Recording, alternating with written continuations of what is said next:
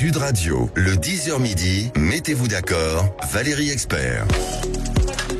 Vendredi 12 septembre, mettons-nous d'accord aujourd'hui autour de Jean-Claude Beaujour. Bonjour Jean-Claude, vous êtes avocat, président du Forum Transatlantique. Avec vous, on va parler de l'assassinat de Charlie Kirk. Vous allez nous parler un peu de cette ambiance qui règne aux États-Unis. Arnaud Stéphan, fondateur de l'agence La Note de Com. Bonjour. Bonjour. Mathieu Bachelon, communicant, président de M2B Conseil. Bonjour à vous. Bonjour à et Ergun Toparslan, je vais y arriver, délégué général de démocrates et progressistes. Les patrons en colère contre la Cour de cassation. Un salarié malade en vacances pourra reporter ses congés. Qu'en pensez-vous? Dites-nous si vous estimez que c'est une bonne chose. Faut-il interdire les réseaux sociaux aux moins de 15 ans? On n'a pas eu le temps de traiter le sujet hier, mais c'est vrai que le rapport qui a été fait sur le sujet est assez édifiant sur l'impact psychologique, en particulier de TikTok ou de Snapchat. Mais comment interdire les réseaux sociaux aux moins de 15 ans? Si vous avez des enfants, vous savez combien c'est compliqué. Donc c'est carrément interdire ces plateformes. Et puis le gouvernement qui renonce visiblement à réformer l'AME. Et puis vos coups de cœur et vos coups de gueule qui nous permettront d'évoquer tous ces sujets. Bah oui, ça vous fait sourire, Arnaud Stéphan, mais c'est vrai que ça, c'est un petit peu ce qui m'a interrogé ce matin. C'est-à-dire que le Premier ministre, ex-feu Premier ministre, avait proposé de réformer l'AME, de supprimer un certain nombre de prestations. Et puis, figurez-vous que dans un communiqué, la CFDT, CGT, UNSA se sont félicités que les projets de décret aient été retirés parce que ça aurait eu pour effet de réduire le panier de soins et de retarder l'accès, etc., etc. Ça aurait surtout eu pour effet de se mettre le Parti socialiste à dos. Et je pense que, Donc c'est ça. Donc on annonce des choses et puis après, quand les décrets arrivent, déjà quand ils passent, ils sont souvent pas appliqués. Et là, sur l'AME, alors c'est un avis consultatif, mais visiblement, il va être suivi. Non, il n'y aura pas de réforme de l'AME. On va continuer à rembourser la balnéothérapie et autres choses. C'est le prix à payer pour la stabilité, dans l'esprit du gouvernement actuel et de l'exécutif.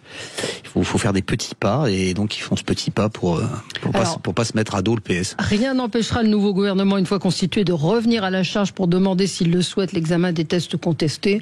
Je pense qu'ils ne reviendront pas sur cette Mathieu Bachelon sur ces propositions. Alors il y a deux choses. Il y a effectivement, on va pas être naïf, le fait qu'il faut faire des concessions parce que les majorités sont fragiles, ça n'aura échappé à personne.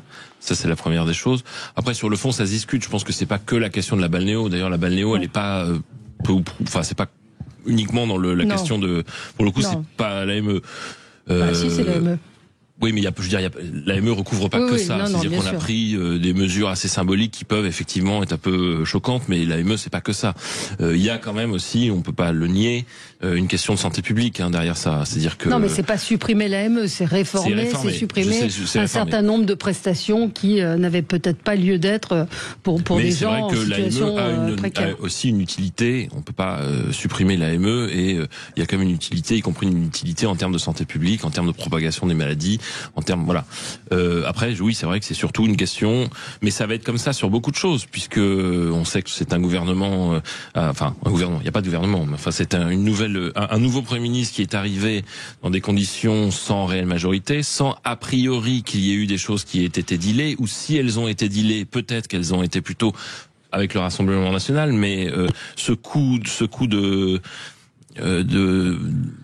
ce virage de ce côté-là semblerait dire qu'il n'y a pas de ça va être comme ça à mon avis pendant quelques jours, voire pendant quelques semaines, puisque la situation n'a pas changé. Il n'y a pas de majorité, donc il faut trouver des majorités un peu au fil de l'eau. En même temps, en évoquant la question de l'AME, de sa réforme, le vrai sujet, c'est quand est-ce que nous aurons le temps, puisqu'on disait pas de majorité, d'avoir un vrai débat sur quelques options que doit prendre notre pays, parce qu'on se rend compte qu'on fait, quoi qu'il en soit, des réformettes en réalité. Et que ça ne nous donne pas une vision claire de ce que nous voulons pour la société française à échéance de 30, 40 ou 50 ans, parce que ça, c'est la réalité. et comment on y va. Parce qu'en fait, on se rend compte que notre problème, c'est que nous n'avons pas de plan. Vous savez, on s'est beaucoup moqué de gens qui faisaient de la planification, et j'entends beaucoup dire, nos grands rivaux maintenant sont les Chinois, sont les Indiens, sont tout ce qu'on veut. On peut aimer ou ne pas aimer. Les Chinois ont un plan. Ils ont un objectif. Nous, c'est ce qui nous manque. Et même si nous vivons mieux, avec plus de liberté, malgré tout, avec plus de moyens, toutes choses étant égales par ailleurs, que des Chinois ou que tout ce qu'on veut, eh bien, on a le sentiment que nous sommes tristes, nous sommes pas bien, les Français ne vont pas bien parce que précisément nous ne savons pas ce que nous faisons ensemble et où nous allons. Ça sera cela le vrai débat qu'on aura, je l'espère, au cours de la prochaine. Ce que dit Jean-Claude est très vrai. Juste 2 secondes. Il faut un plan, mais il faut aussi les capacités à pouvoir mettre en place le plan, c'est-à-dire avoir une majorité parlementaire. Et en fait, bien sûr. C'est pour ça que je dis, ça sera l'objet du prochain débat. Tout est bloqué par ça. On voit que depuis 2024, dans plusieurs domaines, il n'y a pas de grands textes qui sont sortis. Il n'y a pas eu de grands textes qui ont été votés parce qu'il n'y a pas les capacités de les faire voter. Non. Je pense qu'on est très gentil avec les partis présents à l'Assemblée nationale. Il y en a aucun qui fait le moindre effort pour pouvoir essayer de construire une quelconque stabilité à l'Assemblée nationale. C'est sûr que dès qu'on se réjouit de la chute d'un gouvernement, mais que derrière il n'y a aucune alternative crédible qui lui permettrait d'avoir une quelconque majorité, on va continuer à débattre sur des lignes rouges. Tout de suite, le Parti socialiste en a mis 2, la réforme des retraites et la réforme de l'AME, et c'est complètement contre. Le lendemain, il y a M. Glucksmann qui en a rajouté un autre, il veut pas être dans un gouvernement avec M. Retailleau. De l'autre côté, le Rassemblement national ajoute le chiffon rouge de la censure s'il n'y a pas de réforme de l'AME. À un moment donné, il faut aussi mettre la responsabilité du côté des partis politiques. Nous, on fait partie d'un socle commun, et j'étais il y a quelques jours au bureau exécutif de Renaissance. On est ouvert à discuter de pas mal de sujets pour avoir une certaine stabilité, au moins un budget. Quitte à ne pas anticiper l'élection présidentielle, mais honnêtement, les messages et les signaux qui sont envoyés depuis 2 jours par les partis qui ont pas voté la confiance au gouvernement de François Bayrou sont absolument contradictoires et nous donnent très peu d'espoir. Donc c'est très compliqué d'avoir un débat rationnel sur des sujets de réforme avec des partis politiques qui à chaque fois mettent des lignes rouges. Mais Ergun, pendant ce temps, les autres avancent et nous stagnons. Pardonnez-moi du peu. Il y a 2 choses assez passionnantes. Arnaud Stéphane. J'ai conseillé quelques partis politiques et organisations politiques. Je suis très marqué par l'incapacité que nous avons en France, en tout cas, parce que moi j'ai travaillé aussi en Angleterre et j'ai travaillé aux États-Unis, à manier ce qu'on appelle la prospective. En France, on est vent debout contre la prospective. On se souvient d'un exercice qui avait été fait par le gouvernement sous François Hollande, où on avait demandé aux ministres d'imaginer la France en 2025 ou en 2030 ou quelque chose comme ça, et ils avaient fait des rédactions de 3e en expliquant les gens se tiendront par la main dans la rue et tout le monde sera heureux et il y aura plus de mal et il y aura que du bien et les animaux seront heureux également. Voilà. Et c'est pas ça qu'on demande. La prospective, c'est pas ça. C'est d'essayer d'imaginer la révolution industrielle technologique dans 30 ans. Et comme vous le disiez très justement, les Indiens l'ont fait, les Chinois l'ont fait, mais les Américains aussi l'ont fait. Ils se sont mis en perspective et en prospective d'essayer d'imaginer, parce qu'ils ont aussi on laisse l'imagination agir. En France, vous faites un truc vous inventez ce qu'on a fait d'ailleurs, l'ordinateur quantique. Et tout le monde a dit l'ordinateur quantique, très bien. Résultat des courses, les laboratoires ont été pillés, vidés, ils sont tous partis aux États-Unis et c'est pas en France que va sortir l'ordinateur quantique. Et on a une particularité en France, c'est qu'on ne veut pas bouger. On a le sentiment que le monde est statique. Moi je suis vous voyagez effaré, énormément, vous allez souvent aux États-Unis. Mais oui, je suis effaré d'entendre lorsque j'entends par exemple on me dit le modèle social français comme si c'était quelque chose de figé. Mais même le modèle social français, il doit évoluer en fonction de la société française, en fonction du contexte actuel et du contexte futur. On peut pas rester en permanence sur les années 50 ou à la période gaulliste. Et j'ai pas inventé la poudre en disant cela. Et nous sommes statiques. Et ça, il faut qu'on accepte que le monde évolue. Et donc, il faut qu'on soit en perpétuel mouvement et c'est comme ça.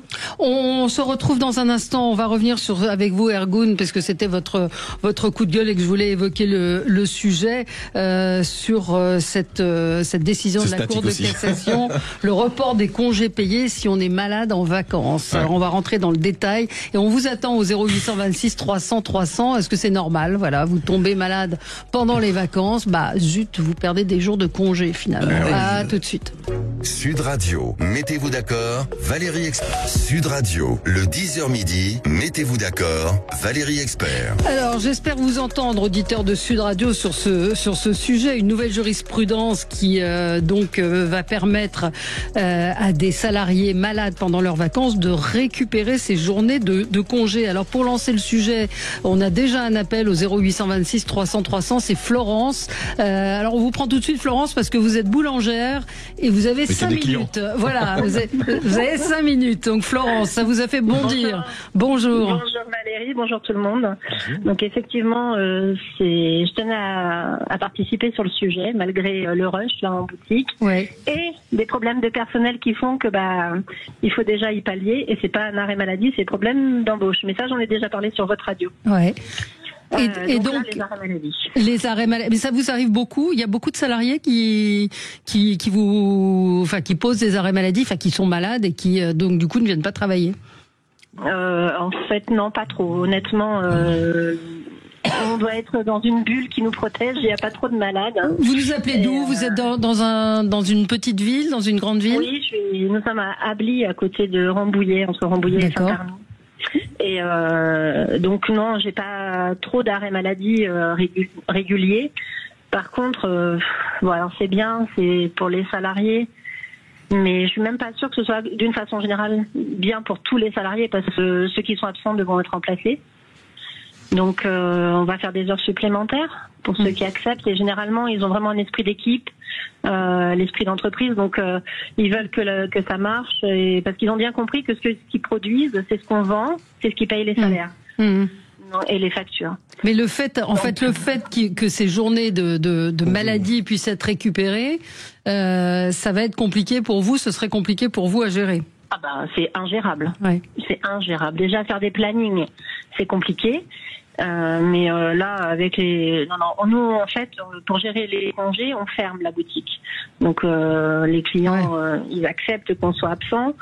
Comme ça, tout le monde est absent en même temps et ça évite déjà qu'on tourne dans l'équipe. Alors si en plus, quand on revient, il y a des arrêts. Moi, je trouve pas que ce soit une bonne idée, mais c'est encore une idée de l'Europe et. Oui, c'est appliqué. C'est effectivement une directive européenne. Il y a eu un jugement. Les syndicats donc et ainsi que la CPME et la CPME protestent justement. Alors merci de nous avoir appelé, Florence. On va vous laisser retourner vous occuper de vos clients et merci d'avoir appelé Sud Radio. Ergun, vous vouliez réagir à cette jurisprudence dans le même sens? Dans le même sens un peu que Florence, parce que encore une fois, évidemment, personne part en vacances avec l'idée d'être cloué au lit en tombant malade, mais en termes de signal que ça donne, encore une fois, ça fait peser tout le risque du côté des employeurs. Moi, je conçois tout à fait qu'encore une fois que des personnes qui tombent malades pendant leur congé, c'est un peu la faute à malchance.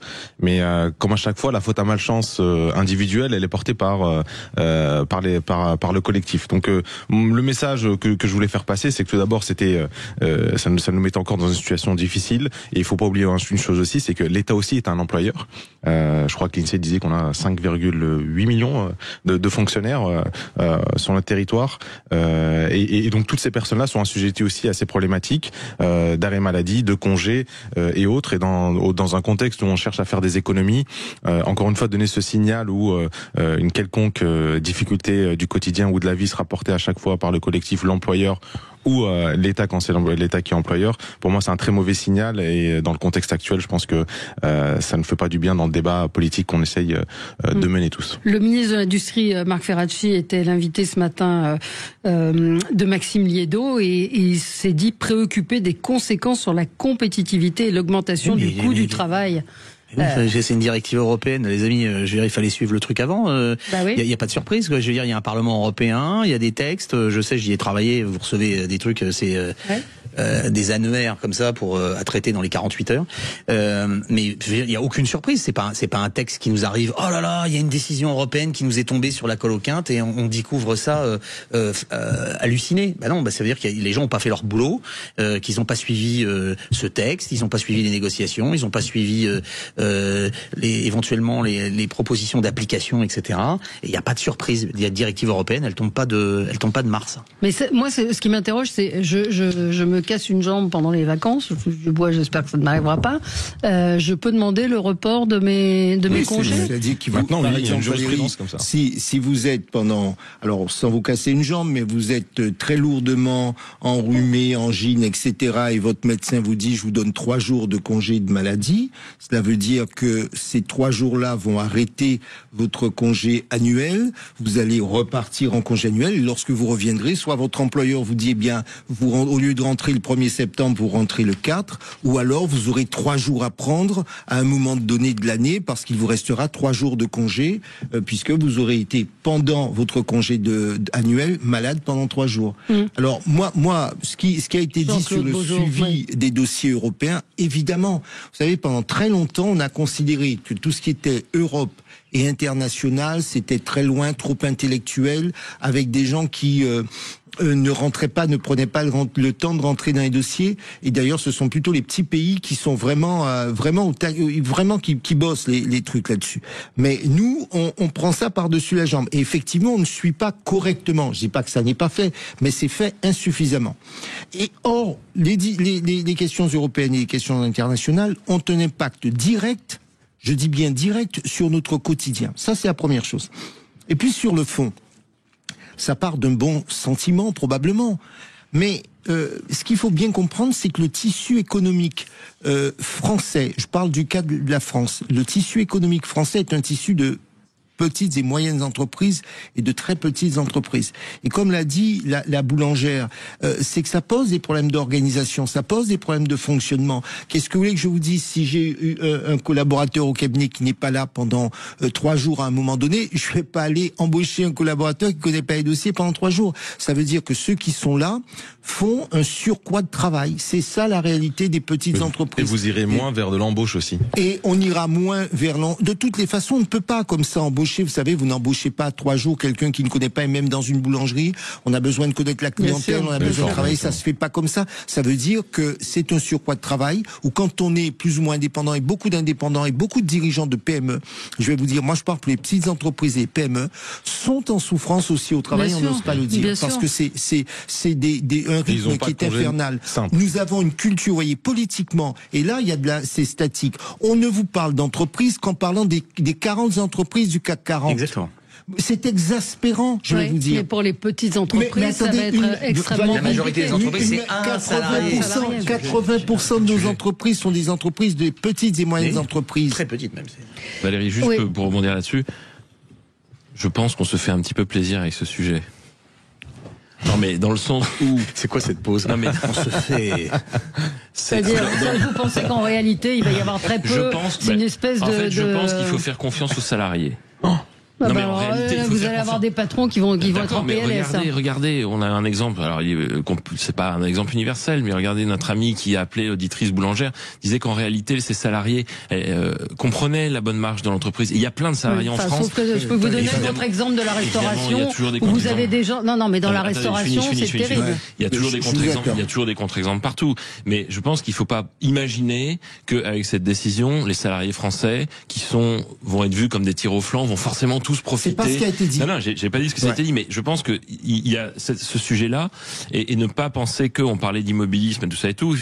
Arnaud a raison de rappeler que c'est pas lié au modèle social français, c'est pas un particularisme français, c'est pas lié à la France qui serait le champion. D'ailleurs, je rappelle que la France n'est pas du tout le champion des arrêts maladie. Hein. Il y a une étude qui est sortie, les champions des arrêts maladie, curieusement, c'est les Allemands, avec 25 jours par an. Les Français sont vieux qu'à 14 jours par an. Ce que je veux dire par là, c'est que effectivement, en termes d'affichage, c'est pas forcément bon. Nombre de jours travaillés. Et c'est pas forcément bon. Et on se jette sur l'info et on en fait des tonnes en disant que voilà, c'est un scandale et machin et tout. Mais dans ces cas-là, si on met ce braquet là-dessus, on peut aussi parler, vous allez me voir venir, de la souffrance au travail. On peut parler aussi des morts qu'il y a chaque année dans le monde du travail et dont on parle beaucoup moins parce que c'est moins spectaculaire, c'est moins dans le climat actuel, c'est moins dans l'ambiance et c'est moins populiste. Non, mais il y a un enjeu important aussi, c'est qu'on est dans une époque où va pas se le cacher, on connaît tous des gens, il y a des arrêts maladie de confort qui se prennent très rapidement. Il y a des applications qui nous permettent même au milieu de la nuit de faire un arrêt maladie express avec un médecin qui est dans en Bucarest, c'est un fuseau horaire où il fait jour, il te balance le truc et t'as l'arrêt maladie 2 jours de plus. On parle pas des vrais arrêts maladie de plus de 5 jours, etc. Mais on voit qu'en termes de signal que ça donne aux entreprises, on peut comprendre que les employeurs, en plus des charges du poids du contrat de travail français, quand il y a ce genre de signal, ça donne pas envie d'embaucher et de recourir à une embauche massive. Alors, donc c'est juste ça le coup de gueule, et de dire peut-être on aurait pu aller aussi dans le sens de faciliter certains aspects qu'encore une fois alourdir des sujets du quotidien qui concernent aussi nos Français. Non, mais on essaye de revaloriser le travail, c'est ce que dit l'U2P, sont les artisans et les commerçants. On essaye de revaloriser le travail, de remettre les gens au travail, et finalement on ouvre une brèche en disant récupérez vos congés. J'entends ce que vous dites, Mathieu, mais il y a un avocat ici. Je voudrais peut-être qu'on parle du droit du travail. Alors Mathieu, on va y revenir, et on aura Isabelle avec nous qui parle elle aussi des abus. Je pense que ça dépend d'où on parle et d'où qu'on se place. Ça se dit d'où qu'on se place? Non, je pense pas. Non. Mais c'est pas grave. D'où on se place, pas d'où qu'on. À tout de suite. Sud Radio. Parlons vrai. Sud Radio. Parlons vrai. Sud Radio, le 10h midi, mettez-vous d'accord, Valérie Expert. On a continué le débat pendant la pub. On a Isabelle en ligne avec nous. Bonjour Isabelle. Vous nous appelez de Cergy. Tout à fait. Alors, qu'est-ce que ça vous inspire, cette décision, cette jurisprudence qui s'adapte au droit européen, donc reporter ses congés quand on est malade? Écoutez, il y aura peut-être moyen d'adapter le droit européen au droit français, peut-être déjà dans un premier temps, on va peut-être y changer. Moi j'ai une question, imaginons une personne part en vacances dans un pays qui ne fait pas partie de l'Union européenne, et puis au bout d'une semaine elle se dit oh punaise, moi j'ai pas envie de rentrer, puis je paierai mon vol moins cher en fait si je pars un petit peu plus tard, donc je vais me faire arrêter. Quel sera le moyen de contrôle? Est-ce qu'on obligera cette personne-là à revenir en France avec son assurance? Les droits de carence seront-ils appliqués? Moi, je pense que on pourrait faire un pas pour les gens qui subissent une hospitalisation ou une opération. Parce que là, c'est vraiment, il y a moyen de contrôle, quel que soit le pays. Pour le reste, franchement, vu les abus qu'il y a en France et autour de moi, je me dis, voilà, il y en a qui vont se faire porter pâle assez facilement et ça va être chaud, quoi. Vous craignez donc qu'il y ait plus d'abus. On en parlait. Merci d'avoir appelé pour témoigner sur Sud Radio, Isabelle, 0826 300 300. On a aussi un autre auditeur qui nous a envoyé lui un mail, Vincent de Nice, et il nous dit: c'est hallucinant de voir qu'après l'État-providence, maintenant les employeurs doivent pallier sur les aléas de la vie et l'imprévu de la maladie. Outre le fait de la maladie, l'employeur ne devrait pas être responsable financièrement par le report des congés sur des employés en vacances qui font des activités dangereuses parfois. L'employeur n'est pas une assurance tout prix. Les lois y responsabilisent vraiment les individus pour un pseudo bien-être. Bon, c'est très précis. Oui, je sais pas. Oui, moi je voudrais juste dire. Alors, je précise, je suis pas un spécialiste de droit du travail, mais je vois comment fonctionnent mes associés en droit du travail. Ça, c'est la première chose. Cela étant, je pense que tout le monde sera d'accord pour dire autour de cette table que lorsque une personne a une grosse pathologie qui nécessite une hospitalisation ou un traitement lourd, effectivement, que ce soit aménagé, on peut être d'accord. Là-dessus, il n'y a vraiment pas de discussion. Et pour que les choses soient claires. Maintenant, en fait, ce que ça induit, je dis bien ce que ça induit, c'est que ça fait le culte du ça doit être supporté par les autres, et c'est la vie sans risque. Eh bien oui, j'ai un gros rhume pendant mon congé de maladie, qui est 48 heures. Ben oui, ça arrive. Moi, je sais qu'il y a, je connais quelqu'un qui a eu un vilain moustique et qui a été vraiment malade pendant une semaine, hospitalisation, etc. Bon, mais t'es pas mourante. Ça nuit à pas. Il ne lui est pas venu à l'idée de se dire, ben je me fais fait arrêter pendant 4 jours, et puis pour pouvoir récupérer ces 4 jours. Je pense qu'il faut bien se dire que qui supporte cela au bout du compte, c'est l'entreprise, et je dis bien, 80% de nos entreprises sont des PME, sont de petites entreprises, et qu'à un moment donné, quand c'est trop lourd, eh bien ça pénalise nos entreprises, notre compétitivité, et là encore, je ne parle pas des entreprises du CAC 40, et à l'arrivée, eh bien ça cultive la non-coopération au travail, parce que oui, on m'a dit qu'il n'y a pas de valeur travail, ben moi je crois aussi au travail, pour que les choses soient claires, et en face, on va pleurnicher parce que les autres, parce que je peux vous dire que dans un certain nombre de pays, ils connaissent pas ça, et bien les autres avancent pendant ce temps. Voilà, c'est ce que j'ai à dire. Mathieu. C'est un peu caricatural quand même. Enfin, tout le respect et l'amitié que j'ai pour vous, Jean-Claude. Je suis sur le terrain un peu. Je suis quand même un peu sur le terrain. Je n'ai pas nié ça, mais on peut. Enfin, moi, je refuse de penser que la majorité des salariés français sont des tirs au flanc qui, au moindre rhume, vont vouloir. Vous voyez, c'est pas ce que j'ai dit. Non, mais parce que là, vous me caricaturez. J'ai dit que les gens qui sont vraiment malades, qui ont de grosses pathologies, pas de problème, et l'employeur est toujours compréhensif. Mais vous avez dit aussi qu'il y avait un risque. Effectivement, il y a le risque. Mais je pense pas que il faille imaginer que va y avoir des afflux et que les entreprises vont être engorgées par et donc du coup je reviens à ce qu'on dit tout à l'heure, peut-être qu'on parle peut-être un peu trop de ce sujet qui est certes peut-être un mauvais signal, mais qui n'est pas non plus un événement fondamental qui va modifier le monde du travail. Ça va, c'est un mauvais signal, mais qui est important en ce moment. Mais dans ces cas-là, les morts au travail, c'est un très mauvais signal aussi. Les patrons parce que si on fait, parce que moi je pense qu'il faut être, je suis d'accord que la majorité des salariés français sont des gens qui ont envie de travailler, et la majorité des employeurs en France sont des gens, mais dans l'interstice, il y a effectivement des tirs au flanc, et il y a aussi dans ces cas-là des patrons qui se comportent mal, qui ne respectent pas le droit du travail. Mais sans parler de tir au flanc, sur aujourd'hui, il y a un rapport au travail, et personne ne peut le nier aujourd'hui, qui s'est dégradé, en particulier depuis le Covid. Mais aujourd'hui, vous avez quand même, dans beaucoup de chefs d'entreprise, vous expliquent qu'à 5 heures, c'est fini, point, le salarié se barre parce qu'il est 5 heures. Vous ne pensez pas que ça a toujours existé? Non, ça n'a pas toujours existé. Moi, j'ai bossé gratuitement. Alors moi, j'ai bossé gratuitement, j'ai fait des heures sup, j'ai fait des trucs. Je veux dire, aujourd'hui, ça existe moins. Vous savez, quand vous êtes l'employeur qui subit cela, vous ne pensez pas aux autres, et vous ne vous dites pas que c'est massif ou c'est pas massif. Non. Vous vous dites, il y en aura le bol. Il y a un syndrome qui s'appelle le syndrome du paradis, qui est qu'au début de vacances, pour les personnes qui sont très actives, elles tombent systématiquement malades. Ça m'était arrivé à une période où je pouvais prendre des vacances quand j'étais employé, mais ça montre aussi un phénomène aussi contradictoire, c'est que les personnes qui sont très très engagées dans leur travail ou autre, qui font face à ce syndrome qui est scientifiquement prouvé, ils se retrouvent dans des situations où, encore une fois, on se dit c'est eux qui tomberaient malades, et en plus de ça, ce serait, je pense, ceux qui auront moins recours aux arrêts maladie pendant leur congé. Donc en vrai, c'est un peu on est dans le niveau du signal et de l'émotion, et c'est pour ça que j'ai dans le contexte là, c'était vraiment pas le bon moment pour porter une chose comme celle-là. On va changer de sujet. Trois petites choses. Ouais. La première, c'est qu'il y a un moment donné, il va falloir savoir si les textes européens sont ultra libéraux ou pas, parce que j'ai pas l'impression que celui-là le soit vraiment. Ça c'est la première chose. À un moment donné, il va falloir se décider. À un moment donné. La deuxième chose, c'est le rapport des Français au travail. Il y a une réalité, c'est aussi qu'il faut reconnaître. Et j'ai été moi aussi salarié pendant très longtemps, donc je sais de quoi je parle. Et j'observe ce qui se passe. Nous sommes quand même le pays où en Europe, et je crois dans le monde même, qui utilisons le plus de médicaments contre la dépression, etc., etc. Donc il y a un problème.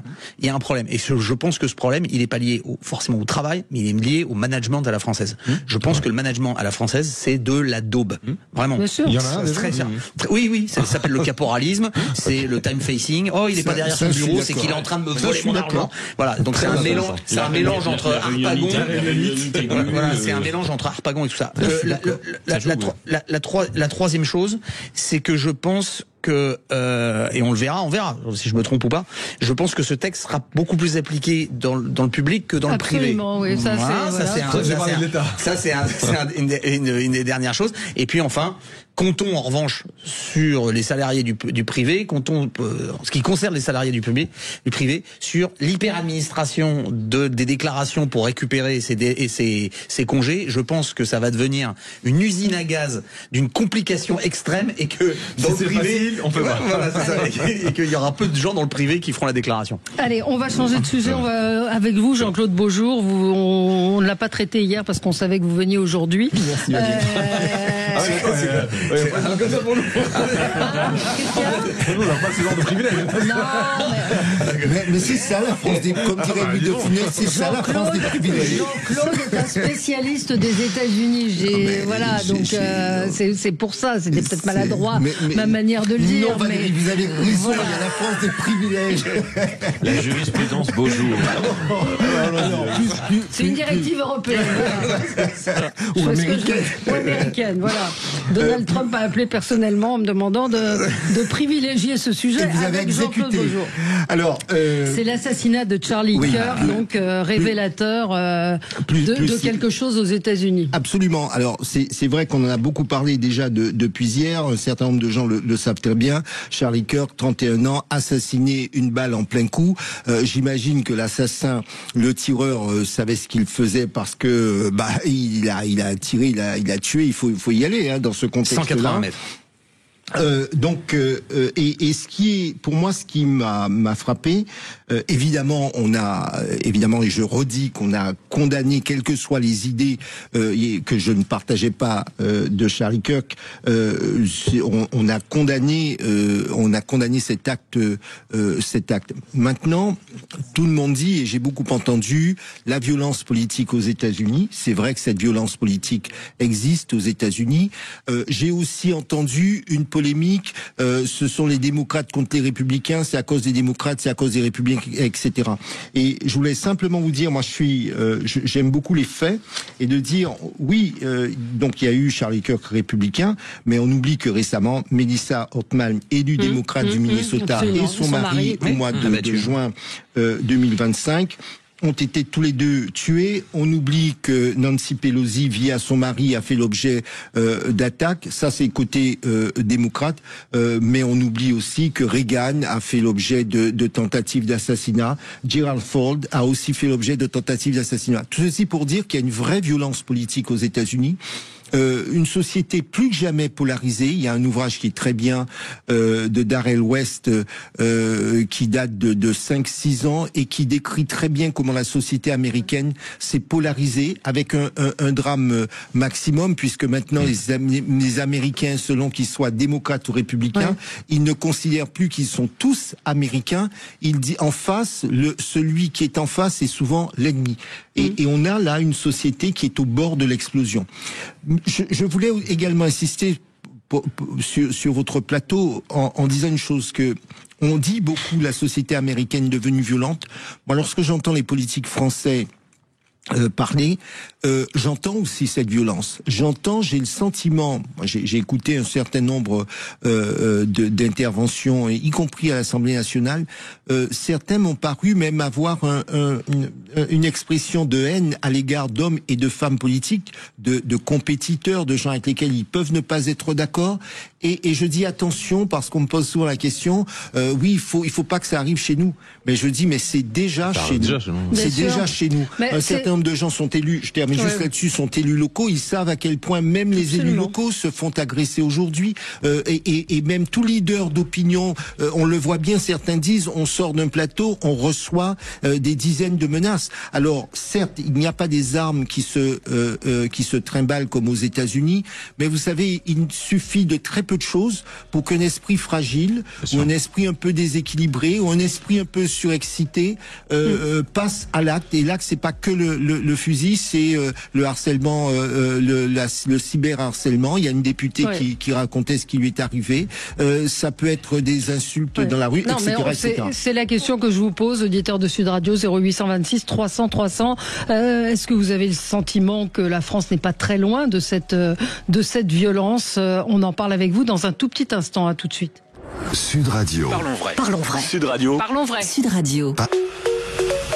Sud Radio, le 10h midi, mettez-vous d'accord, Valérie Expert. De retour avec vous dans le studio de Sud Radio, nous parlons de l'assassinat de Charlie Kirk. Donc c'est un symbole, un symptôme de cette violence envers les politiques. Ça existe aux États-Unis, ça existe en France, vous l'avez dit également. On n'en est pas encore arrivé parce que nous n'avons pas les armes. Non, enfin, on n'a pas accès. Aux États-Unis, il y a plus d'armes que d'Américains. Donc la Serbie, c'est pas loin. Et d'autres pays des Balkans, c'est pas. Il y a des armes dans les cités. Oui, mais il y a aussi une question de culture. C'est vrai qu'on n'est pas encore à l'utilisation.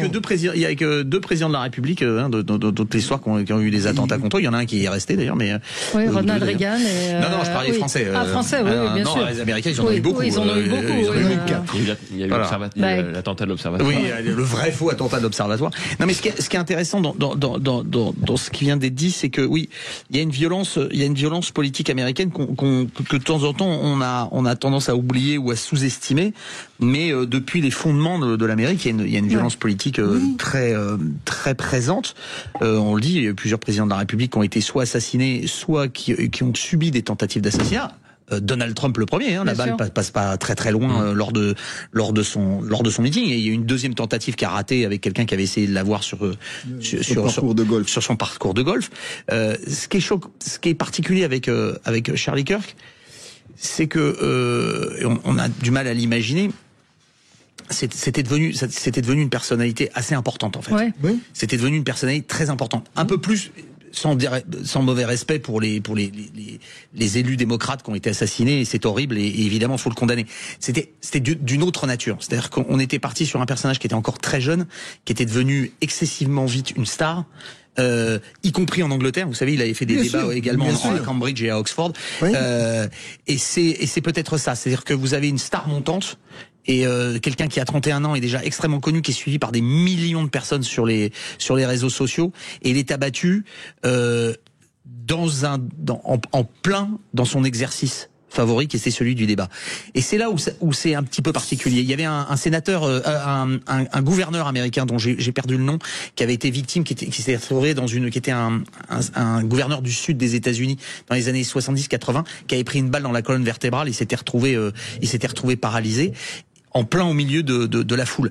Là, c'est son exercice favori. Montrez-moi que j'ai tort. Il pensait que par le débat, on pouvait essayer de discuter et d'imposer ses idées. Et là, il se prend une balle en public devant tout le monde. C'est extrêmement difficile, pas technique, mais tirer à 180 mètres sur quelqu'un qui bouge au milieu d'autres personnes, c'est pas facile. Donc la personne qui a fait ça était extrêmement déterminée, et que de yeux, il y a quand même un problème avec la sécurité aux États-Unis. Le président Trump, il y avait déjà un tireur sur un toit, là il y a un autre tireur sur un toit. Oui, mais attendez, problème avec la sécurité, moi je crois que la sécurité maximale n'existe pas. Je peux vous dire que sur le président des États-Unis, approcher un président des États-Unis, c'est extrêmement compliqué. Maintenant, quand vous êtes un leader d'opinion, est-ce que vous allez vous déplacer avec X garde du corps, X garde du corps. Je parle au-delà de son cas, parce que vous disiez les autres personnalités n'étaient pas aussi connues. Moi, je suis pas à l'audimat des personnalités concernées. Je dis qu'il y a cette tendance aux États-Unis à tirer sur les responsables politiques, les tuer. Oui, bien sûr. Et c'est parce qu'il y a une violence, il y a de la haine parfois. Et je dis, pour ce qui nous concerne, puisqu'on est sur un plateau français, attention, parce que les mots, l'ambiance fait que les esprits fragiles peuvent passer à l'acte, et ne nous disons pas que ça ne peut pas arriver chez nous. Exactement. Il y a simplement la question du maniement de l'arme auquel nous sommes. Nous avons connu ça dans les années 70. Les armes sont assez facilement disponibles en France. Un peu moins facile, mais oui. Dans les années 70, en France, il y a eu des assassinats politiques. Faut pas.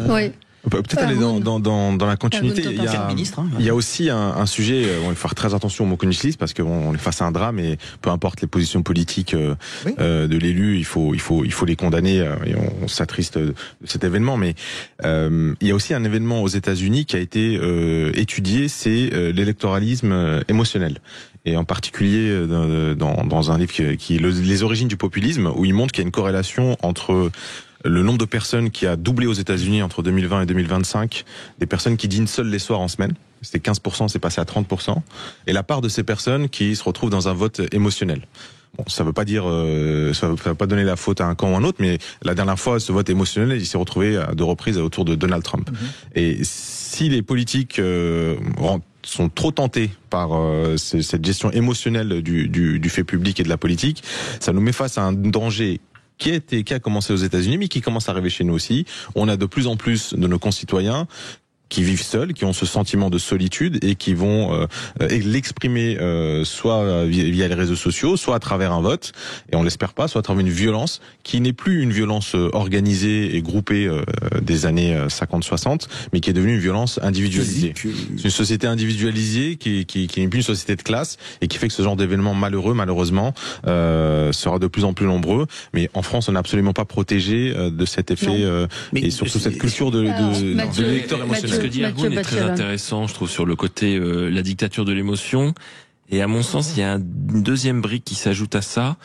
Donc le terrain de l'émotion et le terrain de la morale. C'est-à-dire qu'il y a beaucoup de responsables politiques. Moi, je prends l'exemple notamment à la France Insoumise. Vraiment, en termes de bordélisation du débat, mais c'est pas que de la bordélisation, qui sont sur un terrain moral. Je suis sur un terrain moral, je détiens la vérité. Ce que je dis est moralement supérieur. Donc, ce que tu dis, je ne débat pas avec toi. Non seulement je ne suis pas d'accord avec toi, mais en plus tu es dans une faute morale. Et comme tu es dans une faute morale, j'ai un ascendant supérieur qui me permet de dire que je dois te détruire dans le débat. Dès lors qu'on détruit dans le débat, moi ça me dérange pas, ça fait partie de la joute. Mais au-delà de ça, et on le voit d'ailleurs certaines fois quand on essaye de débattre avec des personnalités de la gauche radicale et étant d'une famille politique qui est de la gauche de gouvernement et de la gauche social-démocrate, on voit bien que, y compris, je dis nous, sommes toujours considérés, on l'a vu lorsqu'il y a eu l'épisode où la gauche allait-elle arriver au gouvernement, avec la France Insoumise et tous ces porte-flingues sur les plateaux de télévision qui sont tout de suite allés sur ce terrain moral, avec vous êtes des traîtres, vous trahissez le peuple français, vous êtes du côté des exploiteurs. Et ce discours très rodé, avec une rhétorique qui est une rhétorique que M. Mélenchon et ses amis connaissent très bien, qui est une rhétorique trotskiste, très bien huilée, sur ce qu'on disait tout à l'heure, sur des cerveaux un petit peu, le terme malade est un peu fort, mais sur des gens qui sont un petit peu influençables, qui sont psychologiquement un peu instables, ça peut à un moment créer des choses très dangereuses et désastreuses, parce que la personne qui est en face, qui ne pense pas comme moi, n'est pas qu'un adversaire, c'est aussi un ennemi, parce que c'est un ennemi qui moralement est par rapport à moi dégradée et dangereuse, donc je peux avoir cet ascendant violent sur lui. Je faisais juste allusion effectivement au discours de Mathilde Panot à l'Assemblée nationale. Moi j'ai entendu beaucoup de haine. Voyez, et pourtant je suis de la génération qui a connu Arlette Laguillet, les discours d'Arlette Laguillet. Il y avait de la révolte, il y avait de la colère de la part d'Arlette Laguillet, mais je n'ai jamais ressenti de la haine de la part d'Arlette Laguillet à l'égard de ces... Je parle bien de haine. Elle avait de la colère, mais il n'y avait pas de haine. Oui, sur l'émotion, c'est vieux comme Gustave Le Bon. Gustave Le Bon dans Psychologie des foules, justement, explique que comment on arrive à guider des foules. Donc aujourd'hui, ça serait des e-foules, c'est-à-dire des gens qui seraient individualisés dans une foule, dans la multiplicité. C'est en jouant sur les émotions. C'est-à-dire que la raison n'a plus de valeur en vérité. Et ça, c'est la fin du 19e siècle. Gustave Le Bon, il avait été élu d'ailleurs par les Américains qui ont été les premiers à vraiment utiliser Gustave Le Bon. C'est grâce à ça qu'ils ont réussi à vendre dans l'opinion publique américaine l'entrée en guerre pendant la Première Guerre mondiale. Et vous avez tellement raison qu'après ce discours de Mathilde Panot, volontairement je suis allé regarder les chiffres. Quand on dit qu'il n'y a pas de solidarité entre les Français, nous sommes un peuple qui ne serait pas solidaire. Eh bien, je suis allé regarder les chiffres, sauf à me dire que les chiffres sont vraiment tous faux. Notre PIB est de 2400 milliards par an et nous avons une politique de solidarité de 880 milliards par an, c'est-à-dire 25%. On peut dire que c'est insuffisant, mais on ne peut pas dire, on ne peut pas regarder les autres Français en disant ça n'existe pas. ça existe. On se retrouve après les infos et on va revenir sur l'annulation d'un colloque au musée d'art et d'histoire du judaïsme et puis parler la censure qui se multiplie. On en parle souvent ici, mais je pense qu'il faut le faire. Il faut continuer d'en parler, de dénoncer ces élus communistes, LFistes, écologistes qui sont de plus en plus interventionnistes pour... ça rejoint un peu notre débat, c'est-à-dire que je ne suis pas d'accord avec vous, je ne veux pas que vous vous exprimiez et j'exige que vous ne parliez pas. Alors ça prend une certaine ampleur et on pourra évidemment l'évoquer avec cette histoire d'annulation d'un colloque au musée d'art et d'histoire du judaïsme. À tout de suite sur Sud Radio. Sud Radio, mettez-vous d'accord, Valérie Expert. Sud Radio, le 10h midi, mettez-vous d'accord, Valérie Expert.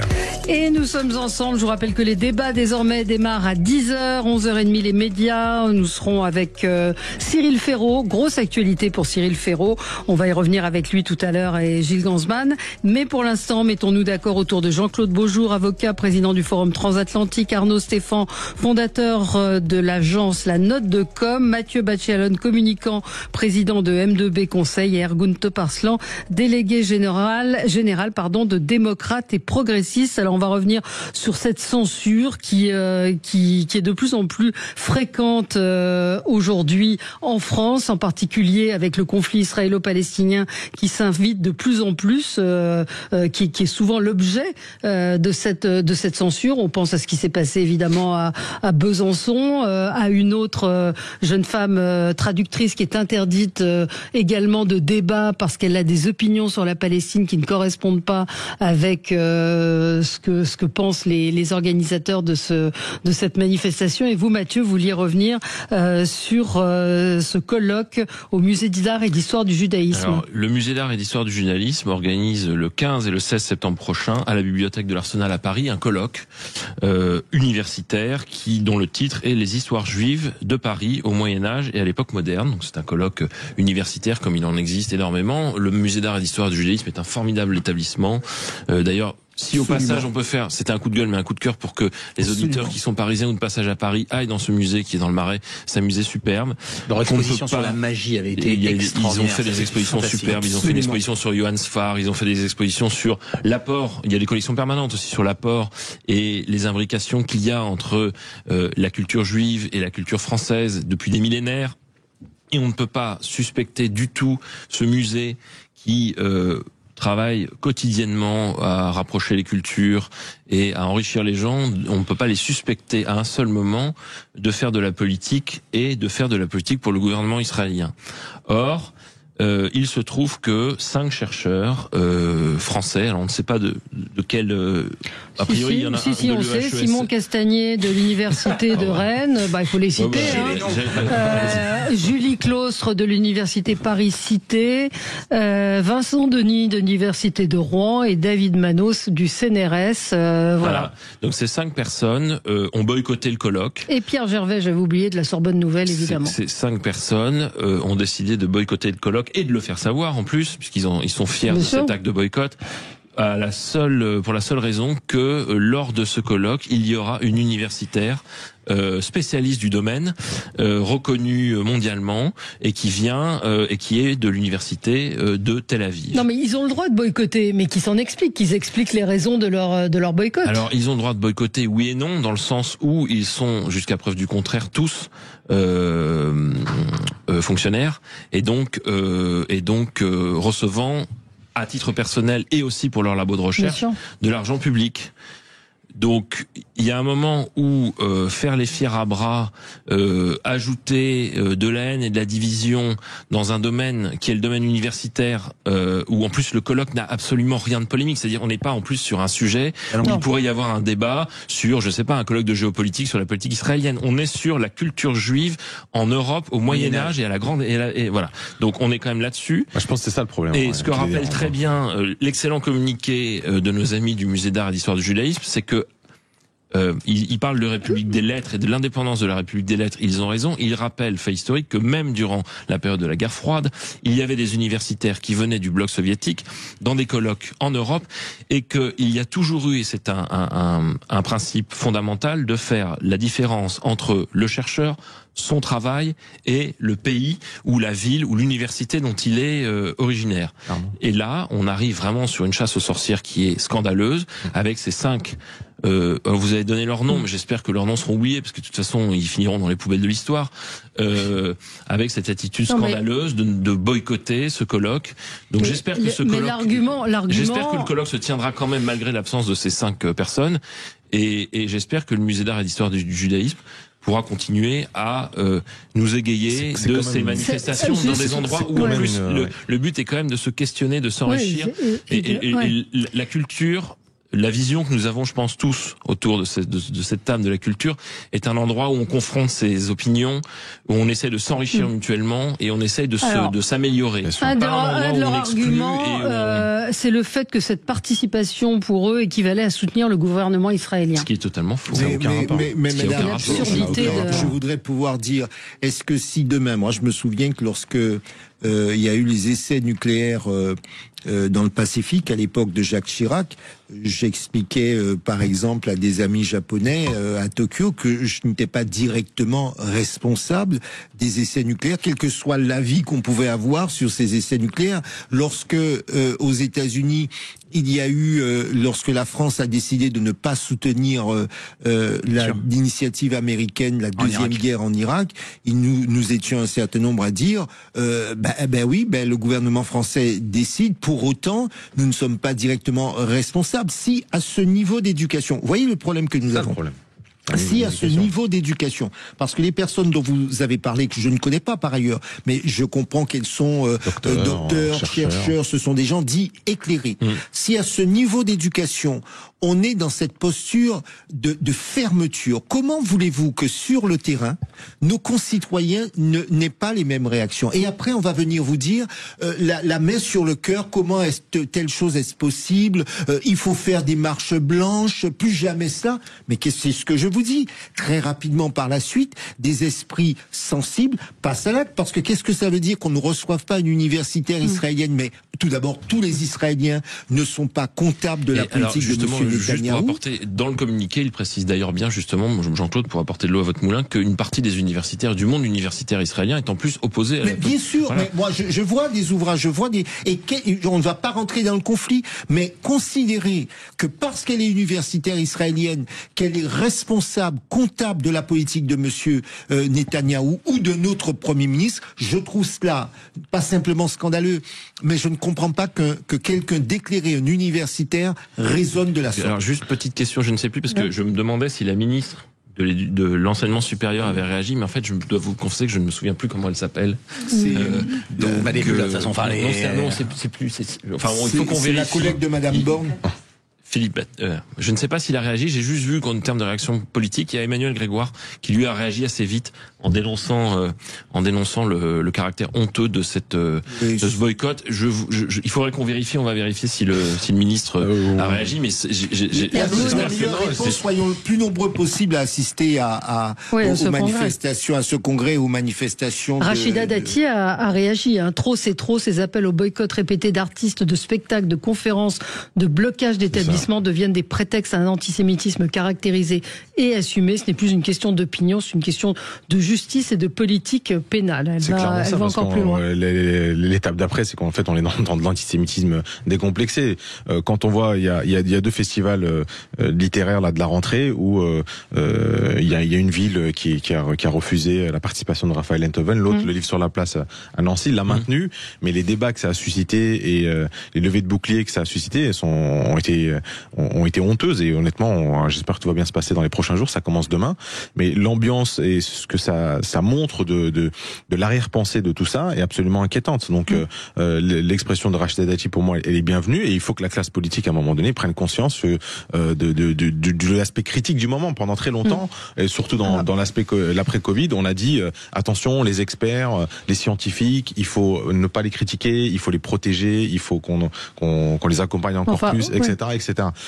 Par contre, de l'autre côté, quand on voit ce genre de posture, ça met beaucoup de choses en question. Comment la gauche aujourd'hui, enfin quand je dis la gauche et les filles en particulier, donc quand même, c'est pas la gauche. Alors, non, mais je veux dire, c'est une certaine gauche. Oui, parce que depuis mars, il y a eu aucune autre réflexion sur des idées de gauche, et donc ils sont juste sur de la posture, et et ce qu'a fait le danger de Jean-Luc Mélenchon, il a fait du drame de ce qui se passe au Moyen-Orient un point de passage idéologique pour dire son aide gauche. Je vous rappelle, en remontant un petit peu plus loin, que les pièces de Charb ont été interdites d'être jouées à la Sorbonne. Je veux dire, on avait quand même ça, des étudiants, et on parle d'autres partenariats avec une université en Israël, je veux dire. Mais dans un autre genre, vous avez vu cette information, et les filles tentent de bloquer la parution d'un livre sur ses liens avec les islamistes. Vous avez un auteur qui dit: j'ai fui les persécutions du régime d'Assad en Syrie pour vivre librement dans la patrie des droits de l'homme, et je retombe 13 ans plus tard sur des politiques qui voudraient me faire taire. Ils ont reçu, la maison d'édition a reçu une mise en demeure à 3 semaines de la sortie du livre. Enfin, ça s'appelle de la censure. C'est de l'intimidation surtout. J'espère que l'éditeur tiendra bon. Et je pense que on se rappelle quand même comment les PUF étaient effondrés suite à l'annonce d'une parution d'un ouvrage où il y avait quand même Pierre Vermeuren, qui est quand même un universitaire assez réputé, qui est un fin connaisseur de beaucoup de sujets de société, notamment sur le déclassement social, mais aussi sur l'histoire du Maghreb et du Maghreb en particulier, et qui avait sorti un livre sur les dégâts et les délires du wokisme dans le monde universitaire, justement. Et le livre avait été attaqué avec des menaces d'une des personnalités du Collège de France, qui avait dit: c'est ça les PUF, si c'est comme ça, on n'enverra plus nos ouvrages aux PUF, etc. La parution du livre de Vermeuren et de ses amis avait été suspendue.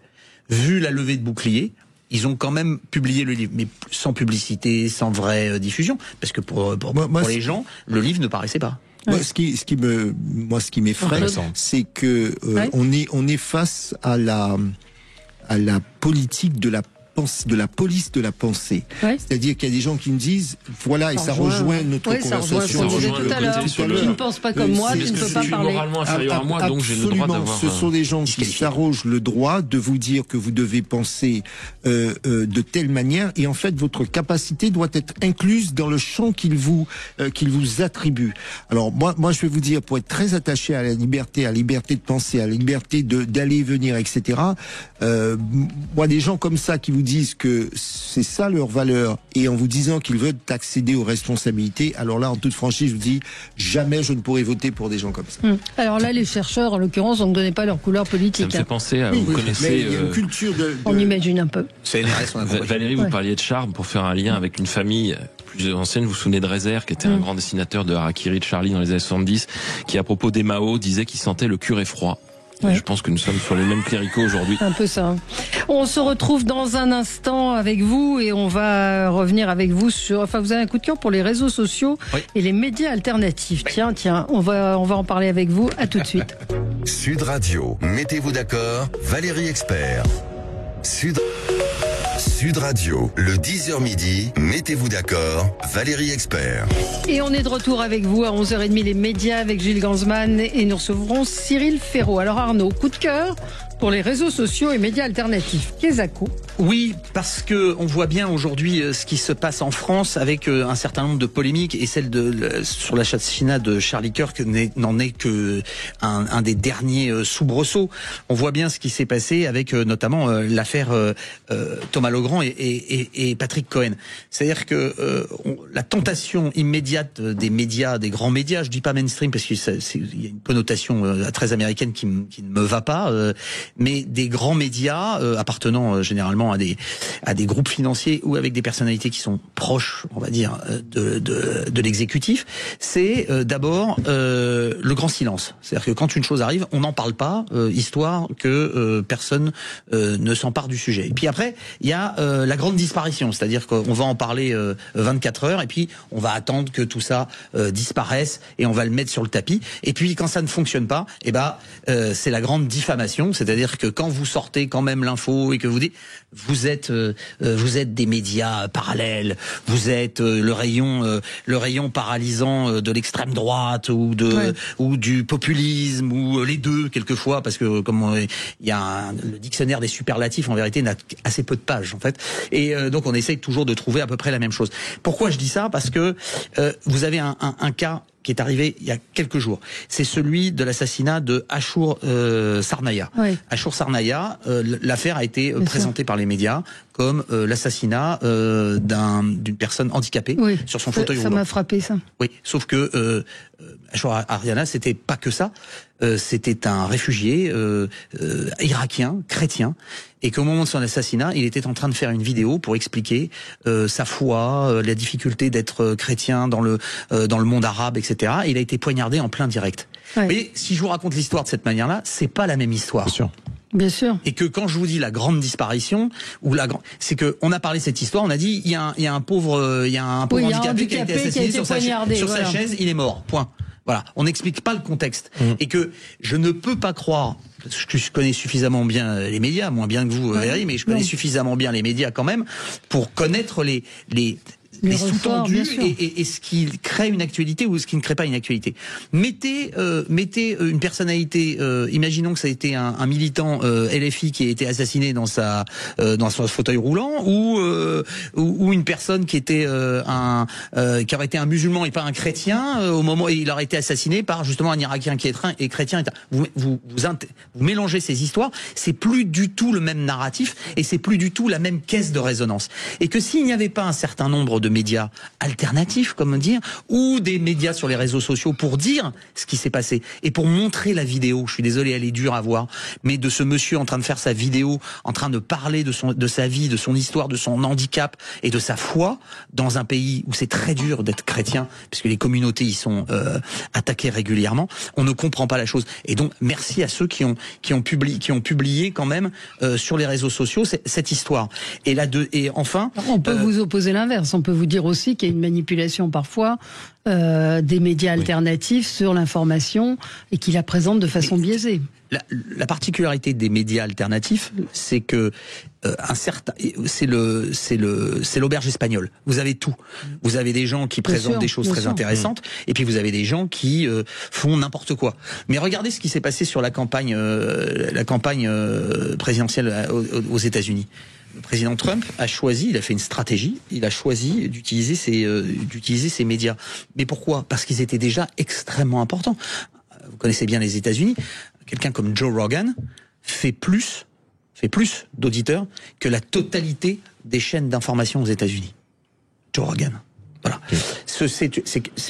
Donc après, il faut faire le tri, il faut faire mais comme dans tout, quand vous lisez un journal, je suis désolé, il y a eu un livre qui est sorti à la fin des années 40, début des années 50, qui s'appelait J'ai choisi la liberté. Où vous aviez exactement. Il a été traîné dans la boue. Par les avocats du Parti communiste. Par les avocats du Parti communiste, ils l'ont mis au tribunal, ils l'ont fait condamner, alors qu'il racontait les purges, il racontait la prison, il racontait la sécurité. Voilà, c'était déjà une forme de média alternatif. Donc oui, mais il y a un objet qui est très important, chez l'homme, ça s'appelle la raison, et qu'on est capable aussi de se faire une religion par rapport à des faits, à ce qu'il se passe. Je dis juste que ça devrait être le métier, et ça devrait être ce que devraient faire les médias en règle générale. Je constate que, y compris aux États-Unis, ils ont eu beaucoup de mal à se lancer sur l'assassinat d'Irina Zarutska, la jeune ukrainienne poignardée dans le métro. Dans le métro, ils ont mis un certain temps. Il a fallu que vraiment une partie des médias alternatifs aux États-Unis se mettent derrière. Juste, c'est 2 secondes pour le coup. Je viens de vérifier. Le Parisien aujourd'hui en France a consacré un long article. Quand? Ce matin. Ah, tiens.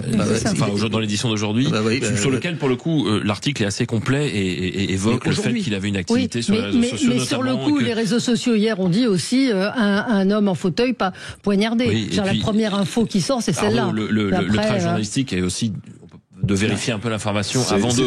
Vous avez plus de 100 et quelques mille personnes qui ont sur des réseaux, et notamment sur, il faut le citer, F2 Souche, etc., étaient les premiers à sortir la vidéo de ce monsieur en train de se faire poignarder en direct dans son truc. Aussi. Ils peuvent sortir des trucs faux aussi. C'est une revue de presse. Alors c'est pour pas faire l'avocat de l'intelligentsia, mais en vrai, il y a quand même une certaine naïveté dès qu'on parle du côté alternatif. Très souvent, ça commence alternatif, mais en vrai, ils se font très vite accaparer par d'autres objets. On voit les exemples concrets. Géopolitiquement, le contexte international fait que ça laisse très peu de marge de liberté et d'alternative à toute dynamique qui commence à prendre de l'envergure. Si on parle pas des comptes à 15-20 000 abonnés. Non, on parle de plusieurs millions. 2 élections présidentielles aux États-Unis avec cette histoire d'immigrés qui mangeraient des chats. Et l'élection en Roumanie a montré très clairement, d'ailleurs ça prend du temps de le démontrer, mais qu'il y avait beaucoup de bots des pays étrangers. Oui, alors c'était pas les Russes, c'était les Anglais avec le parti libéral roumain. Mais bon, c'est pas grave. Je me suis fait allumer quand il y a eu les têtes de cochon où j'ai dit attention ingérence étrangère. On m'a dit ah ouais les Russes toujours nana. C'était pareil, les étoiles de David. Oui, mais c'était ça. Autant ça c'est visiblement ingérence, mais je veux dire, il y a des auditeurs qui m'ont dit oui, tout de suite les Russes, mais il faut faire attention, il faut enquêter, il faut attendre un peu. C'est pas les seuls. Médias alternatifs, Jean-Claude. Alors les pouvoirs populistes, les réseaux sociaux, je crois que ce que dit Arnaud nous renvoie à un mot que j'aime beaucoup, c'est l'art de la nuance. C'est-à-dire que quelle que soit l'information, tout d'abord, il faut faire aujourd'hui un effort de s'attacher aux faits, parce que ça aussi c'est passé par pertes et profits. On veut tout de suite, et là aussi nous avons notre part de responsabilité, on veut tout de suite avoir nos réactions sur beaucoup de choses. Et parfois, même nos auditeurs ou même entre nous, on ne supporte pas de ne pas pouvoir réagir tout de suite à chaud sur un événement. Il m'arrive de dire, je ne sais rien de cet événement, ça m'est difficile d'avoir un point de vue. Ça, c'est la première chose. Et puis la deuxième chose, on s'aperçoit très bien que ce qui fait défaut, quel que soit le camp, c'est l'art de la nuance. Pourquoi ? Parce qu'aujourd'hui, lorsque vous êtes nuancé, on vous dit, et j'ai déjà dit sur ce plateau, tu es un mou, tu prends pas position, tu es ci, tu es ça. Et on voit bien que finalement les sujets complexes nécessitent qu'on aille à la fois au fond, qu'on y réfléchisse un peu plus, qu'on attende pour pouvoir avoir un point de vue à peu près clairvoyant sur le sujet. Merci à vous, merci beaucoup tous les cas, c'était passionnant, animé, et on se retrouve nous dans un instant pour les débats. Non, ça va pas du tout. Pour les médias avec Gilles Ganzmann, et nous recevons Cyril Ferraud. Grosse actualité pour Cyril Ferraud. À tout de suite. Sud Radio.